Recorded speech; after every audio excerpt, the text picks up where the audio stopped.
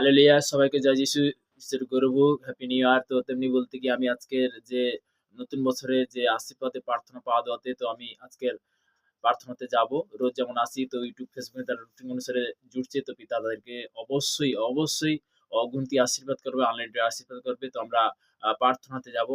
সর্বশক্তিমান ঈশ্বর পিতা তোমার মহান নামে ধন্যবাদ করি পিতা। স্বর্গপিতার সিংহাসন পিতার পাদে তোমার চরণতলে প্রভু গো। যে আমরা যে আসতে পেরেছি বা হাঁটু কাঁপিত হয়েছি তোমাকে অসংখ্য ধন্যবাদ করি পিতা। তোমার বাক্য বলেছে পিতা গীত সংহিতা ৯১ অধ্যায় ১ পদে প্রভু তোমার বচন, যে ব্যক্তি পরাত্মফলে অন্তরালে থাকে সে সর্বশক্তিমানের ছায়াতে বসিত করে।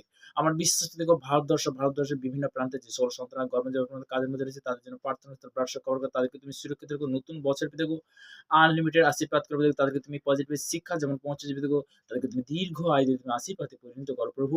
প্রভু গো সর্বদাই যে আজকের যে বিশেষ করে পিতা বুধবার যে বিশেষ করে যে প্রত্যেকটা সন্তান পিতাগো যে কয়েক ঘন্টা পরে তারা যে প্রস্তুতি নিচ্ছে যে হ্যাপি নিউ ইয়ার বিশেষ করে নতুন বছরে পিতাগো সে পা ধোয়াতে তারা বিভিন্নভাবে হয়তো অনেক সন্তান জানে না প্রভু গো, তারাও যে জানছে প্রভু গো, তাদেরকে সেই প্রার্থনা বিশ্বে পিতাগো তাদেরকে তুমি সর্বদা পিতাগো আশীর্বাদে পরিণত করো পিতাগো।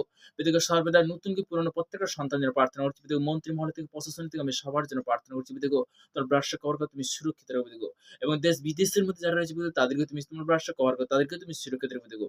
পিতাগো এই প্রার্থনা সেই মিষ্টি মহান যিশুর নাম থেকে চাইলাম। Amen, amen. সবাইকে জয় যিশু। Happy new year.